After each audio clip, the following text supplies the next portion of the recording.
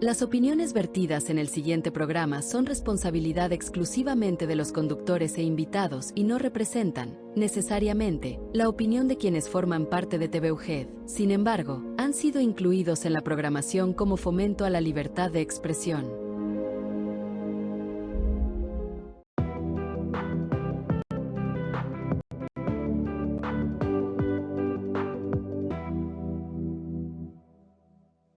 Todo está cambiando. Nuestra salud, el medio ambiente, el trabajo, las ciudades, las noticias, la educación, los gobiernos. Estamos ante una nueva concepción de lo que significa avanzar. Es un punto de inflexión provocado por la revolución digital que nos rodea, que impacta en nuestra manera de vivir, relacionarnos o trabajar. Quehacer Universitario ya comenzó. Bienvenidos televidentes de TV UGED. Gracias por preferirnos como su opción televisiva. Gracias, muchas gracias por su preferencia. Quehacer Universitario es un programa que rescata, a través del testimonio de universitarios, las vivencias que en diferentes espacios y tiempos trazan las líneas de nuestra rica y fecunda historia universitaria, que podemos sintetizar en los 168 años como institución educativa, 4 años como colegio civil, 12 años como Instituto del Estado, 85 años como Instituto Juárez, y el 21 de marzo próximo pasado se cumplieron 68 años como Universidad Juárez del Estado de Durango. Esa es nuestra universidad, universalidad de pensamientos y de credos. En esta ocasión estamos de plácemes, porque nos visita el maestro en Derecho Judicial MDJ, Gerardo Antonio Gallegos Isáiz, abogado general de la Universidad Juárez del Estado de Durango, nuestra UGED, por sus siglas. Bienvenido. Muchas gracias, maestro, muchas gracias por la invitación. Un gusto estar aquí en este programa que siempre destaca en la TV UGED. Muchas gracias, señor abogado. Pues bien, vamos a iniciar, porque esta sección se va rapidísimo. Su formación académica. Sí, cómo no. Soy egresado a la entonces Escuela de Derecho de la Universidad Juárez del Estado de Durango, con la licenciatura en Derecho. Tengo maestría en Derecho Constitucional y Amparo. Tengo maestría en Derecho Judicial, como usted lo acaba de mencionar, y soy doctorante en Derecho Judicial también. Ya mero, ahí viene la tesis. Ya la tengo preparada, yo creo que en 1 o 2 semanas estaré presentando el grado en la Universidad Judicial. Muchas gracias. Eso es en cuanto a estudios formales. En el ejercicio de la profesión, pues me he desempeñado en pues, prácticamente todas las áreas del derecho. En el Poder Judicial yo me desempeñé en el inicio de mis estudios, de hecho estaba todavía en la Escuela de Derecho, como actuario notificador de un juzgado civil. Posteriormente, ya cuando termino la carrera, empiezo a litigar. También estuve litigando, primero en un bufete jurídico privado y después en mi propio despacho. Regreso al Poder Judicial como juez. Me toca ser juez en materia civil, juzgados que conocen de materia mercantil en ese tiempo también. Todavía se conocía la materia mercantil, civil y familiar. Dentro de la experiencia profesional también me tocó ser secretario general del Poder Judicial del Estado y también me tocó incursionar en la materia electoral. En un tiempo en que Durango fue sede de una sala regional del Tribunal Electoral, me tocó ser juez instructor en el Tribunal Electoral del Poder Judicial. En ese tiempo no era del Poder Judicial de la Federación, era un tribunal autónomo. Regreso también nuevamente al Poder Judicial, me toca ser consejero de la Judicatura, en el primer consejo de la Judicatura que se crea en Durango, con la reforma constitucional que dio pie a ese tipo de órganos. Muy brevemente le comento, después de ello me invitan y tengo el honor de ser magistrado del Tribunal Superior de Justicia, en un periodo en el sexenio en que estuvo a cargo el don Sergio Guerrero Mier. Después salgo nuevamente al Poder Judicial, incursión en la Fiscalía, entonces Procuraduría de Justicia, en la Secretaría de Seguridad Pública, en todas esas áreas como asesor jurídico o como director jurídico, y paso después a ser director del municipio, director jurídico. En ese tiempo se llamaba Subsecretaría Jurídica del Ayuntamiento del municipio de Durango. Me toca ser ahí el titular para posteriormente regresar nuevamente como magistrado al Poder Judicial, magistrado del Tribunal Superior en la época del señor gobernador Jorge Herrera Caldera, para después de ello transitar a otra área de administración de justicia, que es la justicia administrativa, en donde me toca bueno, tuve la oportunidad y el honor de desempeñarme como magistrado y presidente del Tribunal de Justicia Administrativa. Al inicio era un tribunal del Poder Judicial, en la transición que se da por el sistema anticorrupción, se separa y es un tribunal autónomo, como hasta ahorita sigue siendo, y me tocó presidirlo también como magistrado. Ahora abogado general de la Universidad de Juárez. Es un expediente muy amplio. Pues, y dentro, bueno, primero en sus estudios, ¿a qué maestro recuerda? En la licenciatura me tocaron maestros muy destacados y que le van generando a uno y le van creando ahí identidad y amor por el derecho. Dentro de ellos recuerdo al licenciado Guerrero Iturbe, cómo no, ya de feliz memoria, maestro de aquellos tiempos, el cual inculcó en su servidor el amor al derecho. Él le tocó impartir, en el caso de su servidor, derecho romano. Yo cursé con él derecho romano y después él fue director de la Escuela de Derecho cuando todavía estábamos estudiando la licenciatura. El maestro Carlos Augusto Leiva, que sí todavía vive, pero un maestro también muy destacado y que también dejó y sembró en su servidor la inquietud por el derecho, en ese caso el derecho procesal. Él impartió la cátedra de Teoría General del Proceso, que en el tiempo en que nos tocó a nosotros el plan de estudio, casi estábamos iniciando un nuevo plan de estudios, donde esa materia era nueva. Incluso en el primer tiempo no existía ni siquiera bibliografía, y en la transición ya existieron libros de Teoría General del Proceso, y el maestro Leiva pues nos condujo ahí de manera muy adecuada por el conocimiento del derecho procesal. El maestro Araujo, no sé si lo recuerda, también maestro muy querido y también muy, ¿cómo diríamos?, muy cumplido. Bueno, todos ellos, a diferencia de lo que a veces sucede, ellos cumplidos, entregados a la docencia y muy puntuales y cumplían a cabal su programa, etcétera. Maestros, ¿cómo? Sí, el maestro Alfredo Bracho también nos tocó ahí en Derecho Administrativo, precisamente. También un maestro que, bueno, él pues hasta hace poco todavía estaba ejerciendo la cátedra.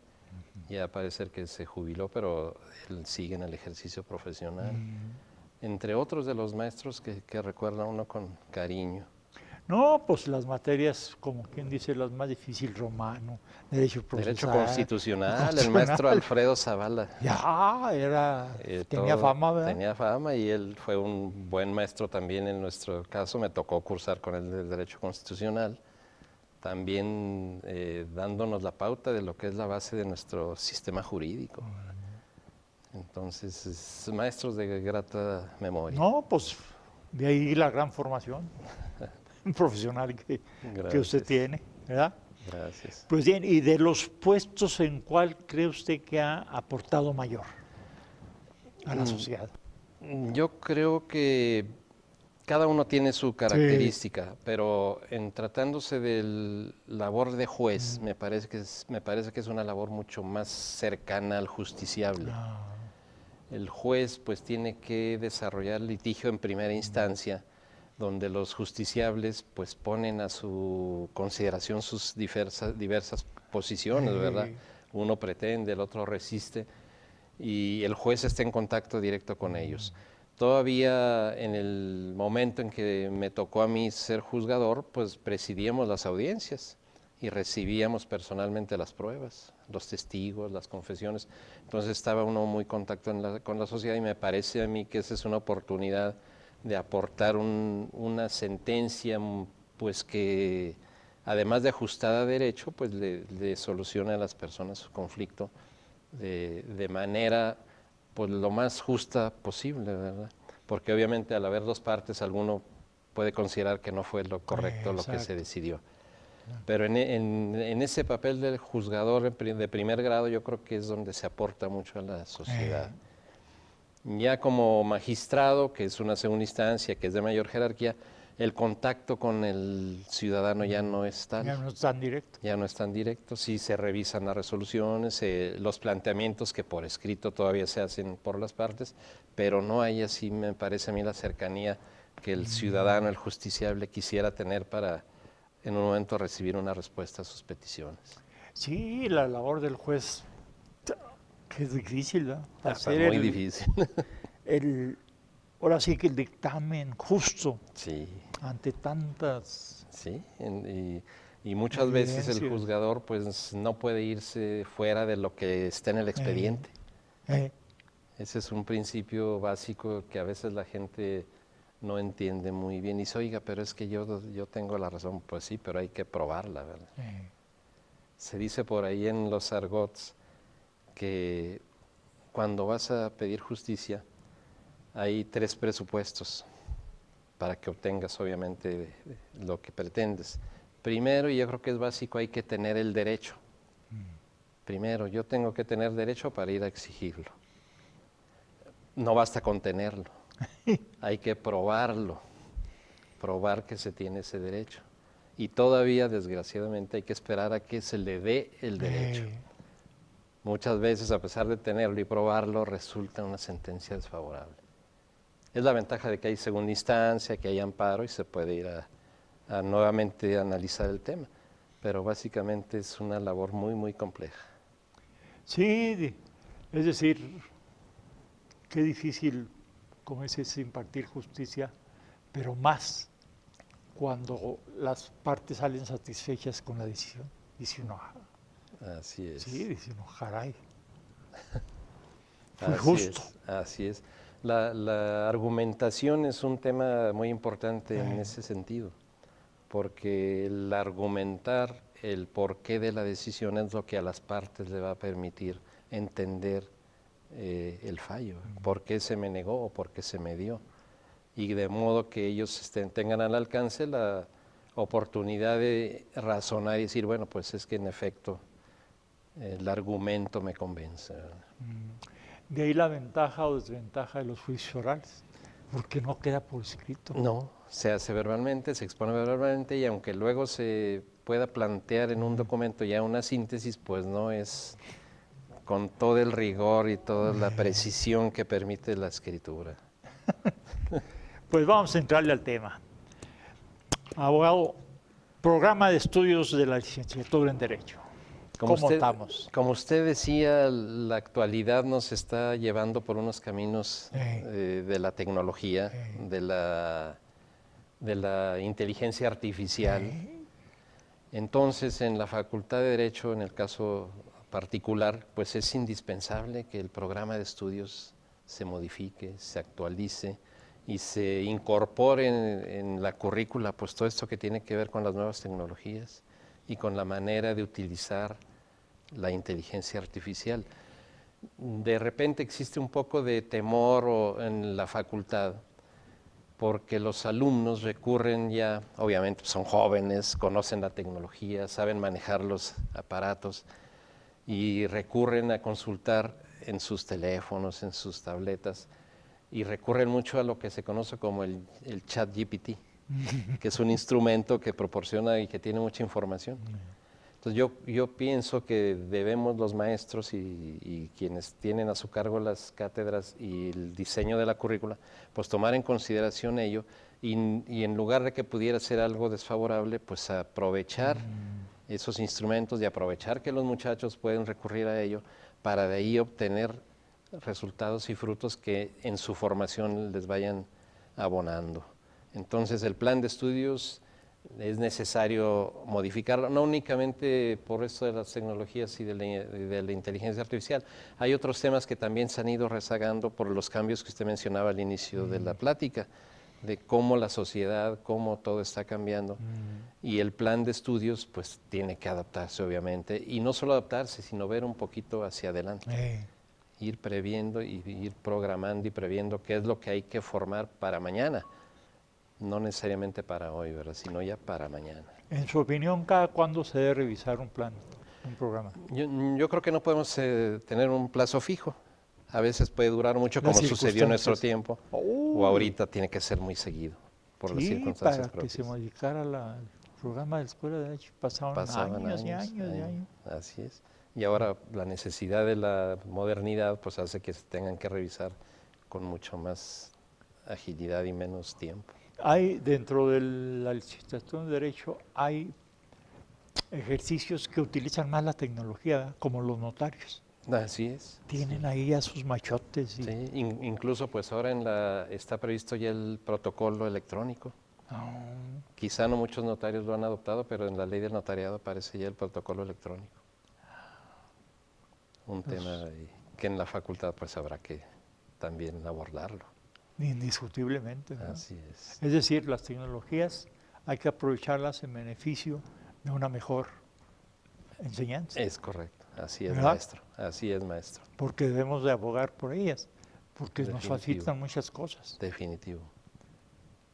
Pero en materias que no estén consideradas dentro del programa y que usted considere que hace falta. Pues principalmente tendríamos que incorporar una materia que vea esto de la inteligencia artificial, definitivamente. Ya está muy avanzada, ¿verdad? La Así inteligencia es. artificial. Pues bueno, señores, muy interesante la plática con el maestro en Derecho Judicial, Gerardo Antonio Gallego Sáiz, abogado general de nuestra UJED. Vamos al segundo segmento, siga con nosotros. Gracias por su preferencia.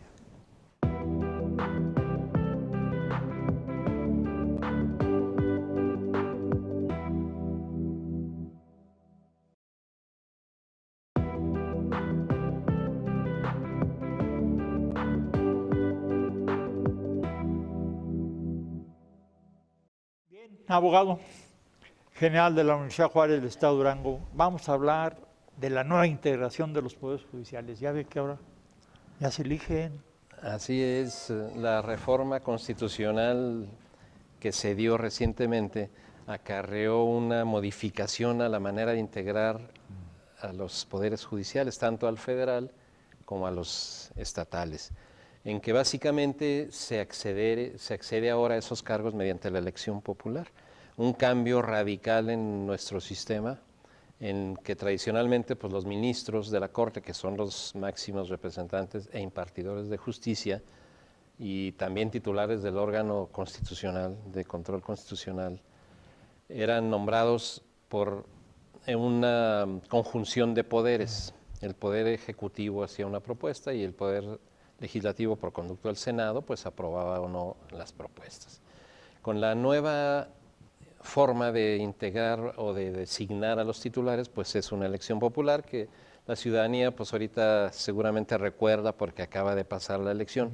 En el caso de Durango fue importante que coincidió con la elección municipal, porque en otros estados no había otra elección más que la elección del Poder Judicial, en ese caso federal y sus locales, sus tribunales locales.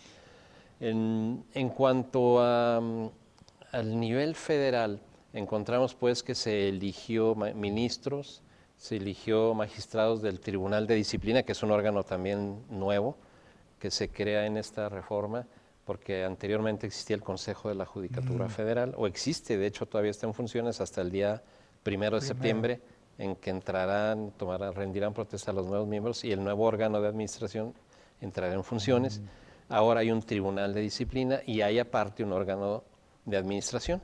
Por decirlo así, el Consejo de la Judicatura que existía ahora se divide para que haya un tribunal de disciplina, porque anteriormente el Consejo de la Judicatura hacía funciones de disciplina y hacía funciones de administración.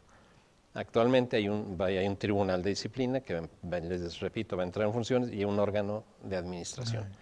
Entonces eligió a los titulares de este tribunal de disciplina también, a los titulares de las salas del tribunal electoral también, que es parte del Poder Judicial de la Federación, magistrados de circuito y jueces de distrito, que son las titulares, las personas que ejercen o imparten justicia en materia federal y también en materia constitucional o de amparo.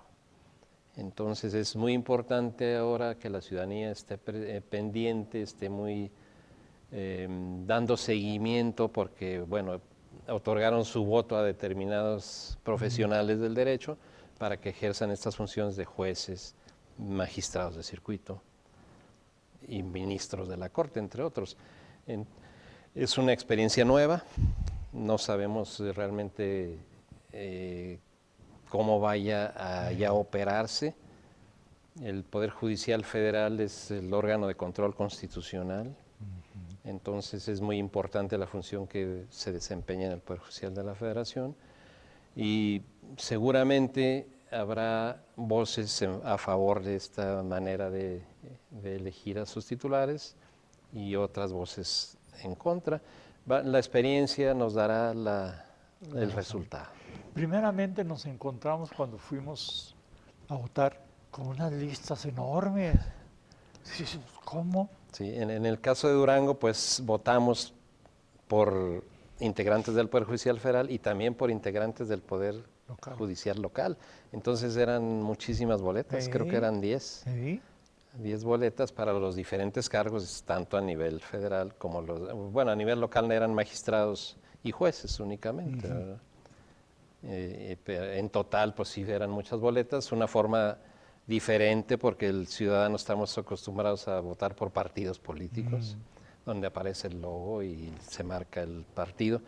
En esta ocasión no era así, entonces también la ciudadanía se vio ahí un poquito confundida a la hora de tratar porque traía números y había que poner el número. Había que poner el número y luego las boletas eran de color dependiendo del cargo, ¿verdad? Así es. Pero eran listas, pues cómo va uno hasta para el tiempo, ¿verdad? Sí, para ver quiénes venían ahí. Quiénes venían y luego conocer a tanto candidato. Fue muy complicado, muy complicado. Esta primera experiencia fue terrible. Sí. Sobre todo para el elector. Sí, para el elector. Para el elector fue muy complicado. Supongo que tendrá que irse modificando a partir de esta primera experiencia para hacer que pueda ser más accesible. Sí, ir modificando la manera de las boletas, en fin, de todo esto. Sí, que no llegue todo un cúmulo, sino que va poniendo un sedazo. Así es, de modo que el elector pues tenga más claro por quién va a sufragar. Exactamente. Así y luego que difundan los currículum. Sí, en este caso se estuvo difundiendo el INE, tiene una página donde difundía o difundió los currículums de cada uno de los aspirantes y sus propuestas. A lo mejor también el ciudadano necesitamos darnos cuenta más e interesarnos para entrar a conocer también esos currículums. Cada poder tuvo un órgano que seleccionó a los candidatos que se postularon, porque también se hablaba mucho o se pensó al inicio que cualquier persona podía ser postulado al cargo ya sea de ministro, de magistrado, de juez. No fue así. La reforma constitucional establecía que habría comités en cada uno de los poderes que previo un estudio de currículums y también mediante entrevistas iba a determinar quiénes iban a ser postulados por el Poder Ejecutivo, por el Poder Judicial y por el Poder Legislativo. En esta ocasión hubo también el inconveniente de que el Poder Judicial estuvo en contra siempre de que se llevara a cabo esta reforma. Hasta la fecha. Y entonces eso también contaminó un poquito y hizo más complejo el proceso, que yo pienso que en el futuro tendrá que ir siendo más planchado, más natural, sin oposición entre los propios poderes, ¿verdad? Sí, no sé, a lo mejor otra de las desventajas que vemos, que estamos acostumbrados a la figura del magistrado, del juez, una persona con una investidura académica bastante, es decir, muy rica. Muy, dice, caray, es una persona, un magistrado. Caray, claro. Qué formación académica. Así es. Y ahora buscamos y vemos a un magistrado populacho, buscando el voto. Sí, yo creo que ese fue uno de los grandes retos para los aspirantes, que muchos de ellos venían del Poder Judicial y no estaban inmersos en lo que es busca del voto, y tuvieron que adaptarse de cierta manera. Entre lo que hemos estado viendo es que hay perfiles de los que quedaron ya electos que traen carrera judicial, que tienen formación académica. Yo creo que los comités, algunos más que otros, cuidaron ese tema, y eso puede darnos cierta tranquilidad si ya analizamos quiénes quedaron electos. Hay muchos que sí traen esa carrera, esa formación, esa experiencia en el propio Poder Judicial Federal. Digo, no todos, pero sí hay bastantes que cuentan con experiencia en materia de amparo, en materia de justicia federal. Entonces, bueno, por eso digo, yo creo que a futuro irá eso afinándose todavía más. A nivel local la experiencia fue un poco diferente. Los comités, igualmente la Constitución establecía un comité del Ejecutivo, del Legislativo y del Judicial. En el caso de Durango, los 3 comités se pusieron en coordinación y hubo la postulación de candidatos, digamos los mismos candidatos por cada comité, a diferencia de lo que marca la Constitución y que a nivel federal se dio, ¿verdad? El Poder Judicial Federal postuló a fulano, sutano, mengano. El judicial a perenganito, menganita, y cada una personas diferentes, para que hubiera pues una contienda y el ciudadano tuviera opción, ¿verdad? Voto por este, voto por este, voto por aquel. A nivel local no sucedió de esa manera, entonces sí fuimos a votar, o los ciudadanos votamos, pero no teníamos posibilidad de elegir a uno u a otro. Sí. Era uno solamente. Sí, no, pero aquí en Durango lo que sucedió es que los mismos candidatos para los mismos puestos. No había dónde escoger. Ya le dieron a uno la ficha. Ya no hay alternativa. No te queda más que esto. Sí, porque los comités se pusieron de acuerdo, ¿verdad? Sí, pero... Y no es la esencia. Esa no es la esencia, eso no es la democracia, pues. La esencia era que hubiera una contienda entre personas y que el ciudadano pudiera valorar por quién. Sí, ¿por quién? Pero por quién necesito mi voto. 19. Ah, caray, ¿y ahora? No te queda más que aplicarlo. Así es. No sé si es una ventaja o una aberración. Yo creo que tiene igual, ¿verdad? Tendrá sus pros y tendrá sus contras. Entiendo que los comités también analizaron la experiencia, la currícula de cada uno de ellos, la formación profesional, y eso, a partir de eso, porque sí hubo muchos aspirantes, eso sí es evidente, sí hubo muchos aspirantes que hicieron sus solicitudes, y a raíz de ello fueron los comités analizando, llegando a esa conclusión. Entonces deben de haberse analizado todos estos aspectos. Sí, sin duda alguna. Así a es. lo mejor tendrán méritos suficientes para estar Así es. ahí. Pero lo que sí al ciudadano no le dieron la posibilidad democrática de elegir. De elegir entre A, B y C. Sí, a mí el que me eligió fue el comité, no yo. No el ciudadano, porque el ciudadano no tuvo esa posibilidad. Así es. Es decir, tiene ventajas y desventajas esta reforma. Sí, así es, y también el sistema anterior también tenía sus desventajas. Claro. También. Sí, porque se veía mucho el compadrazgo, la amistad, el amiguismo, el compromiso. Sí, la cuestión de política, porque finalmente se proponía, en el caso de magistrados, por ejemplo, por el Ejecutivo y el Legislativo ratificaba o no, entonces pues ahí entran otros tipos de juegos. Sí, ahí decían, a ver, ¿cuántos vamos a elegir? Bueno, te corresponden tantos y a mí tantos y vamos a... así es. Dame tus perfiles y era también una... Entonces todo tiene sus pros y sus contras, ¿verdad? Yo creo que es bueno que vayamos avanzando de cualquier manera. Yo creo que un cambio era necesario. Sí. Y a partir de esto, bueno, se sientaron las bases para que en el futuro seguramente se logre que sea más práctico, más fácil, más, sí, es más decir, certero. La iniciativa que surge con el expresidente López Obrador es tomando en base a las decisiones erráticas, ¿verdad? Del poder. Decir, no, pues, ¿cómo me sueltan a este señor? Y también con eso de que hablamos de que se designaba, pues a veces sin tener en cuenta a lo mejor tampoco las experiencias y los perfiles. Sí. Ahora más democráticamente, pues ellos se van a sentir no, ahora sí que no comprometidos con alguien Con que tal los... partido, con tal grupo, con tal... Esa es parte de la intención de la reforma, ¿verdad? Bueno, como a mí me votó la ciudadanía, pues no Eso. tengo que estar respondiendo a intereses determinados, ¿verdad? Sí, pero ahora yo para querer ser magistrado tengo que descuidar un poco la academia y... Y también entrar a la cuestión de política. Ahí Eh, en la Facultad de Derecho, pues ya ve que también es ciencias políticas. eh, Esto quizá va a ayudar a la matrícula de la carrera de ciencias políticas que tenga más auge, eh. que el estudiante aspire a entrar a esa carrera de ciencias políticas porque va a haber más espacios en los que tengan que conocer estos temas de la política. En su opinión, abogado, una nueva carrera que podría impartir la Facultad de Derecho y Ciencias Políticas, Pues que haga... sí, incluso se ha hablado de la administración pública, porque bueno, también hay mucho auge en la administración pública. Ahorita hay pues especialidades o maestrías, pero no hay una licenciatura.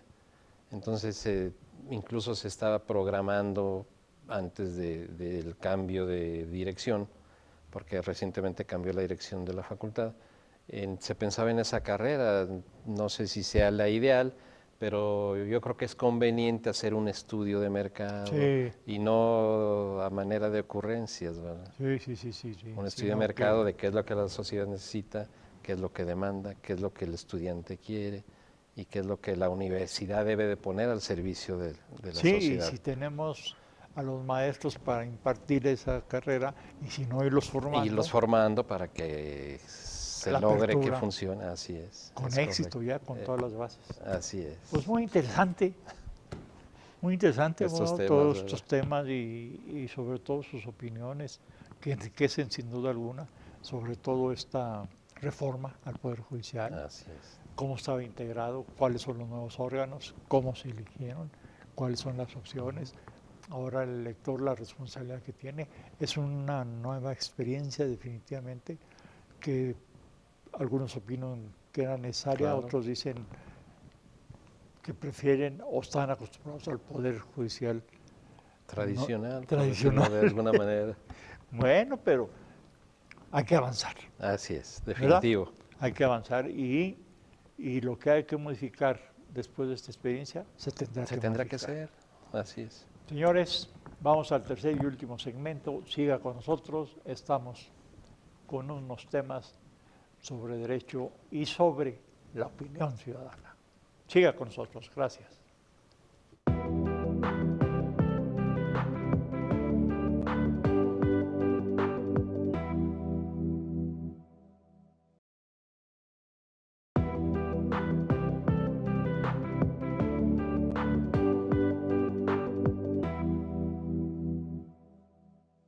Bien, abogado general, en este último segmento, tercer y último segmento, el abogado Gerardo Antonio Gallego Isaiz, abogado general de nuestra Unidad Juárez del Estado de Durango, pues vamos a hablar del Código Nacional de Procedimientos Civiles y Familiares, que también es una novedad. Es una novedad, es un reto también para la Facultad de Derecho, como lo hemos dicho. Es cierto que tenemos la Cátedra de Derecho Procesal Civil, pero se viene impartiendo pues conforme al código vigente. Tenemos todavía en vigor el Código de Procedimientos Civiles para el Estado de Durango, pero ya está el Código Nacional de Procedimientos Civiles y Familiares. Trae un periodo de vigencia como fecha límite el año 2027. Me parece que para abril de 2027 tendrá que estar en vigor ya en toda la República. Se planteó como en el Código Nacional de Procedimientos Penales que los estados podían irlo poniendo en vigor de acuerdo a su propia formación, preparación, sus órganos judiciales, etcétera. Entonces, para el caso del Código Nacional de Procedimientos Civiles y Familiares sucede lo mismo, con la variante y la importancia que esto representa, porque más del 70% de los juicios, de los asuntos que se resuelven en los tribunales, son de materia civil y familiar. Casi el 80%, yo creo, variará un poco en algún estado, en otro, pero alrededor de ese porcentaje es el que va a regirse por este código en cuanto a los procedimientos. Entonces, por un lado, la Facultad de Derecho tiene que ya en sus maestros ir haciendo labor o hasta capacitaciones, porque aunque conozcamos el derecho procesal civil, pues esta trae otras reglas. Para empezar, la oralidad. Ahora se adopta en el Código Nacional de Procedimientos Civiles y Familiares la oralidad. Se pasa del principio dispositivo tradicional en materia procesal civil allá un principio inquisitorial o publicístico, donde ya el juzgador tiene atribuciones para guiar, no solo guiar el proceso, sino a llegarse pruebas, etcétera, para llegar a una verdad material. La intención básica de los principios procesales es eso, ver hacia dónde se quiere llegar. En el caso se trata de que el juez obtenga la verdad material, no una verdad meramente formal, porque se llegue a ella con ciertos requisitos. Se busca que se conozca la realidad del litigio y la justicia se aplique, por lo tanto, no con base nada más en lo que se logre aparentar, sino lo que realmente subyace en el conflicto.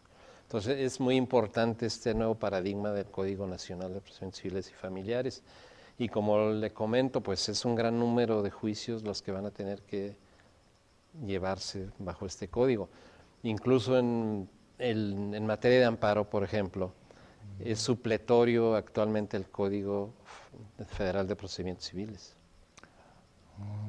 De modo que ahora el supletorio será el Código Nacional de Procedimientos Civiles y Familiares. Y en otras áreas también es supletorio el Código de Procedimientos Civiles, como en Derecho Administrativo, por ejemplo.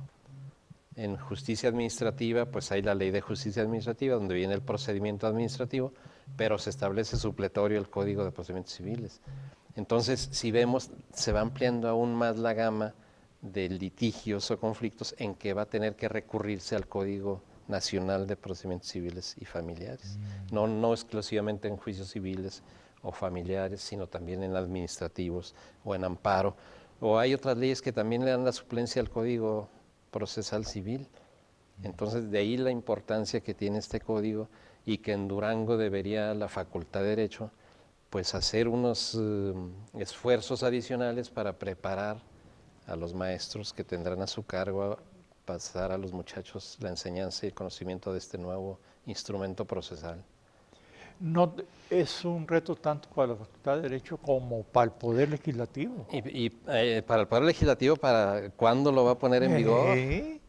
Y para el Poder Judicial, ¿cómo tiene que adaptar sus órganos judiciales? Sus jueces tradicionales tienen que cambiar porque ahora tienen que ejercer la justicia oral. Definitivo, porque antes nomás era el penal. Nada más el penal, ahora ya va a ser el civil y familiar. El mercantil hace poco también ya entró a la oralidad, pero es una materia muy, pues exclusivamente para el comercio o mercantil o a un título de operaciones de crédito, pero no con un impacto como lo es el derecho civil y familiar. Y en lo general. En lo general, así es. ¿Quién no tiene una obligación? ¿Quién no hace un contrato? ¿Quién no tiene familia, sucesiones, patrimonio? En fin, es amplísima la gama de conflictos que van a tener que seguir esta ruta del nuevo código.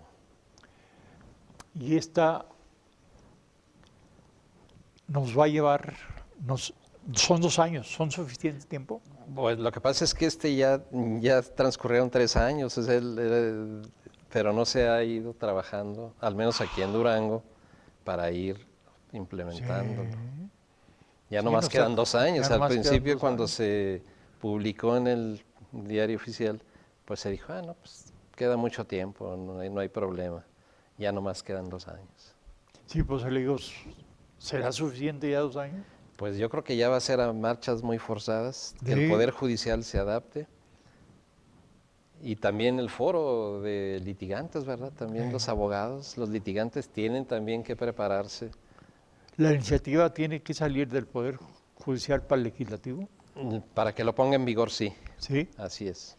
Pero debe escuchar a los colegios de abogados, por ejemplo, a la Facultad de Derecho. No necesariamente, pero sí sería conveniente. Sí. Sí sería conveniente. Oigan, abogados, ¿qué? ¿Por Sí, dónde? Sí, así es. ¿Verdad? Y ahora los Ustedes- presupuestos van a ser importantes porque obviamente, ¿cuántos jueces tenemos ahorita civiles y familiares? Aquí se establece que tiene que presidir todos los juicios y todas las audiencias el juez. Ándale. Entonces, pues, es un reto para el Poder Judicial también, bastante complejo. No nomás de personal, sino hasta de instalaciones, porque pues es salas de juicio oral. Sí, y antes que termine el actual periodo gubernamental, debe ya estar aplicado. Ya debe estar aplicado. Si no hicieran las legislaturas y los poderes judiciales lo conducente, independientemente de eso, en 27 entra en vigor. Ya no queda en manos de los estados decir, no, pues después lo echo a andar, no. En 27 necesariamente tendrá que estar Ya entra. ya en vigor, en toda la República, en todos los estados. Entonces, Entonces, Durango me parece que va un poquito atrás.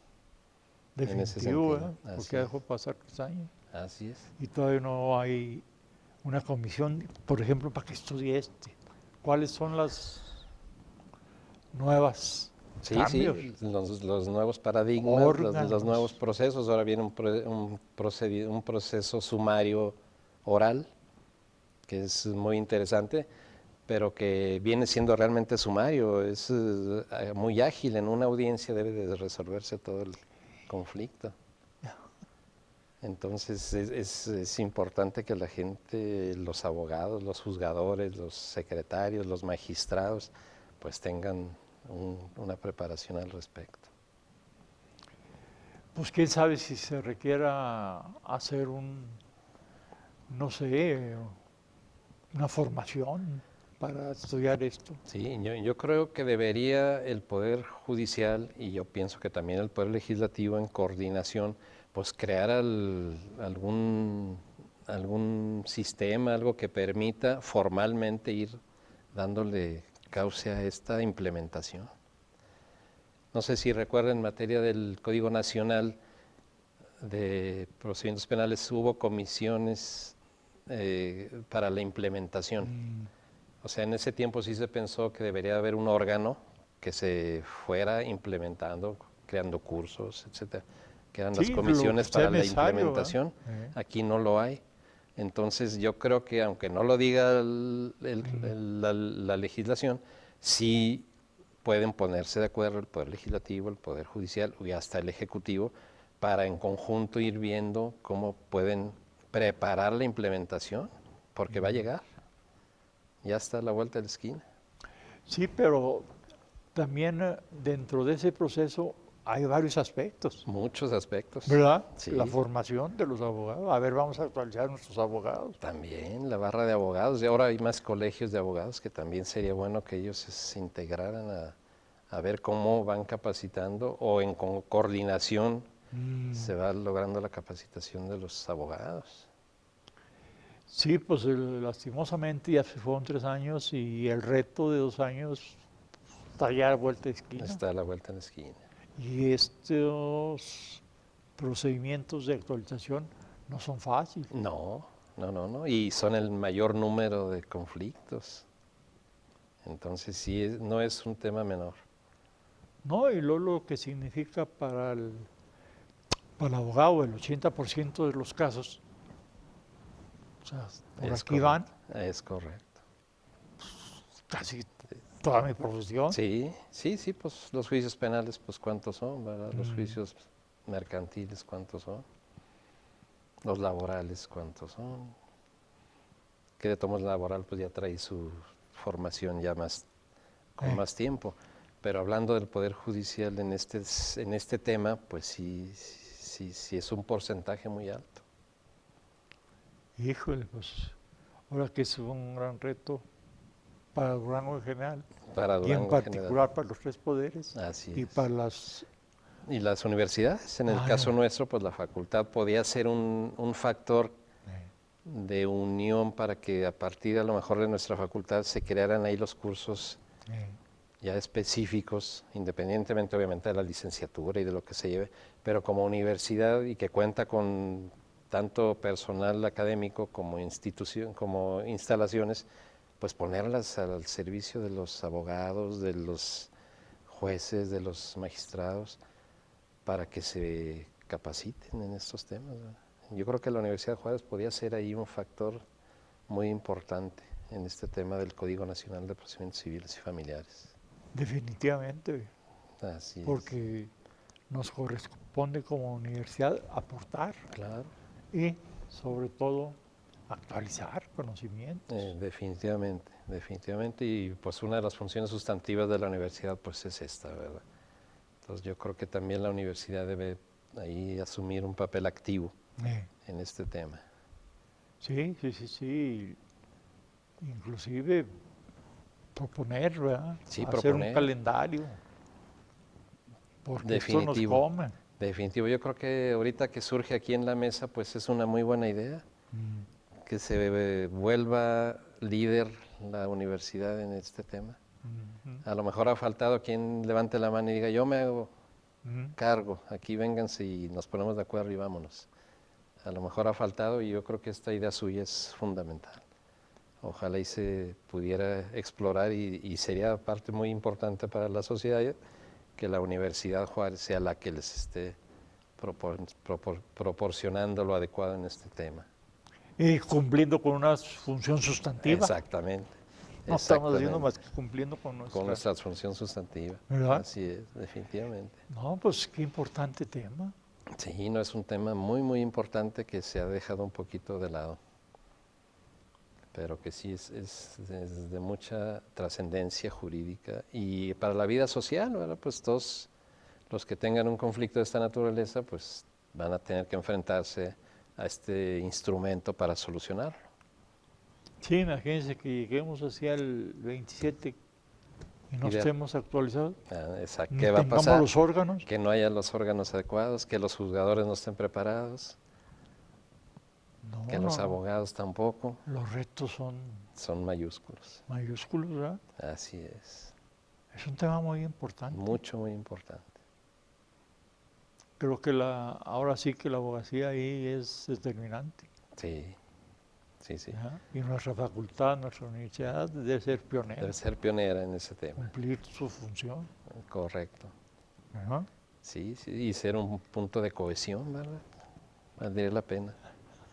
Ahí está. Valdría la pena. Ahí está la clave. Sí, sí, sí. Qué cosas, pero bueno.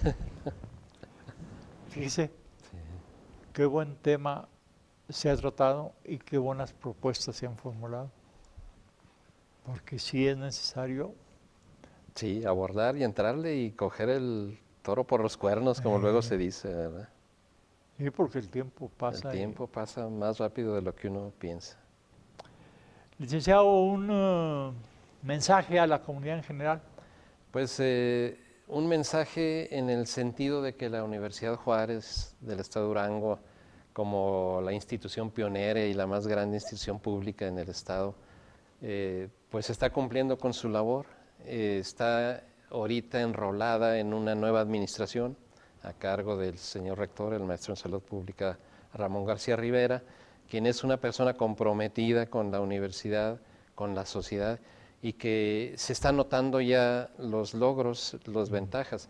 Un tema súper importante que no sé si se haya difundido o no, es bueno hacerlo saber, en materia financiera, económica, el SAT tenía la universidad con una opinión negativa, derivada de, bueno, pues una serie de factores, pero se acaba de lograr que el SAT emita opinión positiva en favor de la Universidad Juárez del Estado de Durango. Eso, pues, le abre muchas puertas a la propia universidad, a sus áreas, a sus unidades académicas, porque con una opinión positiva del SAT, pues ya hay posibilidad de hacer muchas cosas. No, cómo no, porque lo primero que nos cuestionan es, ¿y qué haces con los recursos? ¿Verdad? Es correcto. ¿Cómo que quieres más? Pues aquí está, mira. Lo he gastado debidamente y en lo que me corresponde, en mis funciones, mi docencia, investigación. Es correcto, así es. Mi difusión cultural, aquí está. Es correcto, entonces y requiero esto para esto. Así es. Está y en ese proceso está la universidad. Es muy poco tiempo el que el señor rector tiene al mando y ya en este periodo tan corto ya se logró eso. Yo creo que vamos a seguir adelante y con el señor rector seguramente la universidad irá siendo más, se irá fortaleciendo en todas sus áreas, académica, difusión de la cultura, investigación, etc. Pero esto inclusive para la sociedad Es importante, que sumamente su importante. universidad esté abierta. Es correcto, así es. Está abierta, aceptan sus números. Ahí están. Y el están SAT, positivos, es una exactamente, opinión. Es correcto. Y esa es una fiscalizadora de primer nivel. Así es, así es. Entonces es muy positivo este resultado. Qué extraordinaria esta Así es. noticia. Y no ha salido a 8, Yo creo que no, ¿verdad? No. A lo mejor... porque esa sí pero es algo noticia que- positiva. Sí, exactamente. A veces se hace saber nomás lo malo, ¿verdad? No, Pero no, pues, esto es fabuloso. Los medios negativos a veces Sí, a veces sí. buscan la nota. Otro tipo de nota, ¿verdad? otro Otro tipo tipo de nota. Pero yo creo que la sociedad también va, como usted dice, eso le va a agradar porque pues son recursos públicos, ¿verdad? Los que se Claro. utilizan en la universidad. La universidad está auditada con una opinión positiva. Es correcto. ¿De quién? Del Del SAT. No es un despacho. No. No es un despacho privado. No, sí. no. Es una autoridad. Es Y correcto. es la autoridad, máxima autoridad En materia sentidos. sendaria. Ujú. Sí. Qué fabulosa noticia, Así es, sí. ¿verdad? Abogado, ¿cuál es la función del abogado general? La función primordial del abogado general es abogar por la universidad en el campo jurídico, es decir, representa a la universidad en cualquier conflicto, cualquier tipo de contienda, cualquier litigio, y es el representante del rector, del señor rector, en este tipo de temas.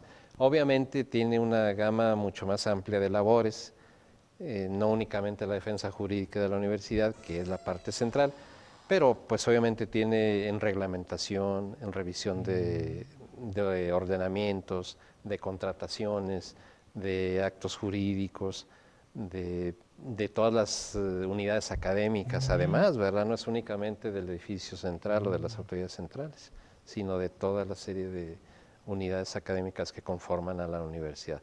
Entonces, sí tiene ahí una gama muy amplia de funciones, pero si quisiéramos decirlo así y conforme a la ley orgánica, pues es abogar por la universidad en el campo jurídico. Sí, el representante legal. Así es correcto. Pero tiene un cúmulo de que atender muchas cosas. Así es. Reglamentos, actualización, disposiciones, pero no solo del edificio central, sino de cada una de las unidades académicas. Sí, que son No son cualquiera, escuelas, muchas de facultades, Así los es. posgrados. Los posgrados, así es. No, es una función. Y otra es asesorarlos a todos ellos cuando necesitan algún tipo de asesoría, de Sí, cualquier quiero naturaleza, no siendo implementar esto. jurídica. ¿Sí?